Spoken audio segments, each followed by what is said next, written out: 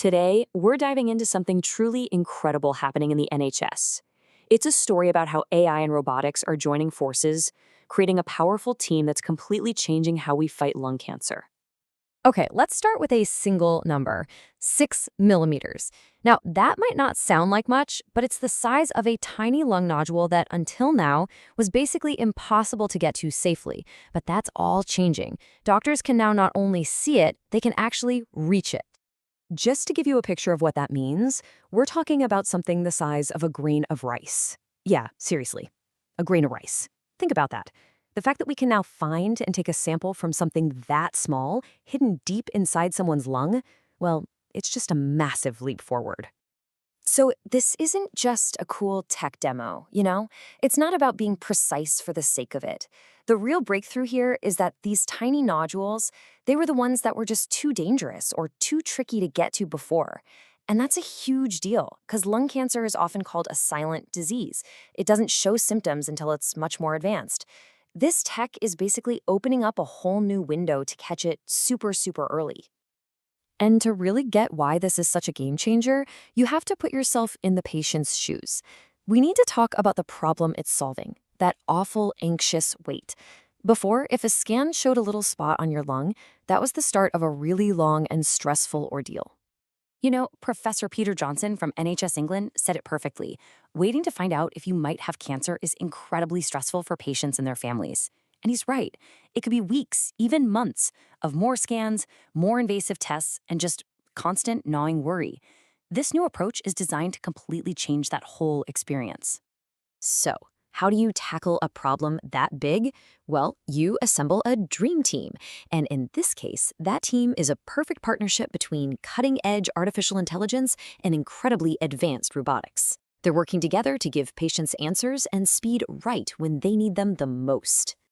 And just look at the difference here. The contrast is, wow.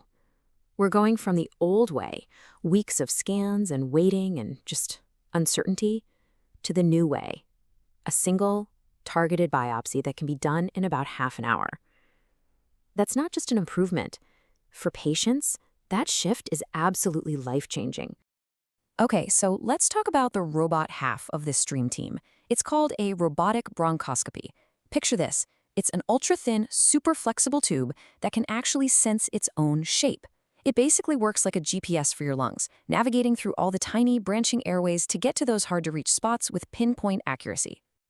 So, how does it all come together? It's pretty amazing, actually. Step 1. The AI software zips through the lung scans and flags anything that looks suspicious. Step 2. It then creates a custom roadmap for the robot to follow. Step 3, the robot, with its camera, navigates directly to that exact spot. And finally, step 4, a tiny, precise tissue sample is taken. The whole thing is this seamless, fast journey from, what's that, to a clear diagnosis. But, you know, tech specs are one thing. What does this actually mean for a real person? Well, that's where David Lindsay's story comes in. He's an IT contractor from London, and he's one of the first people to experience this technology firsthand. So David's story starts with something completely different. He went to the hospital thinking he had a blood clot in his leg. They did a scan, and that scan picked up something totally unexpected, a tiny nodule on his lung. He calls it a blessing in disguise, and you can see why. It was a complete accident that they found it. And this right here, this is what it's all about. This shows you exactly what's at stake. Because that robot could get to that tiny little nodule. David's cancer was found at stage 1. That's when it's most treatable. Think about what he avoided. A future where maybe that same cancer isn't found until stage 4. We're talking about the difference between a treatable condition and a desperate fight for your life. It's that significant. And what was the actual procedure like for him? Well, David said it was quick and painless. He said he wasn't worried because the staff made him feel so comfortable. And that's a really important point.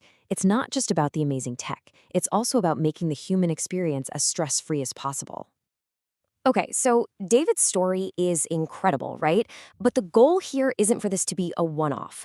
The big vision is to make this the standard of care. This pilot program is just the beginning of a much larger NHS plan to bring this kind of early detection to everyone, all across the country. And when I say bigger, I mean massive. Get this. In the next year alone, the the NHS is planning to invite 1.4 million people for a lung cancer check as part of this program. That's a huge number of people getting the chance to catch any potential problems way, way earlier. And the goals for this whole program are really ambitious and really important. It's not just about finding more cancers. It's about finding them at an earlier, more treatable stage. It's about tackling health inequalities, getting into disadvantaged areas where lung cancer hits the hardest. And the ultimate goal? Saving thousands and thousands of lives. The projections here are really hopeful. By 2035, the thinking is that this expanded program could diagnose up to 50,000 cancers. And the crucial part is that a huge chunk of those will be found early, when the odds are so much better. So let's circle back to Professor Johnson for a final thought on this. He said, this is a glimpse of the future of cancer detection. And that really hits the nail on the head. This isn't just a small step up. The combination of AI, robotics, and widespread screening, it really does feel like we're looking at the future of how we find and fight cancer. Which really leaves us with this big, exciting question. As this kind of technology becomes more and more common, how is this dream team of smart software and precise robots going to transform not just the fight against lung cancer, but the entire fight against cancer itself? It's a future that honestly feels closer than ever.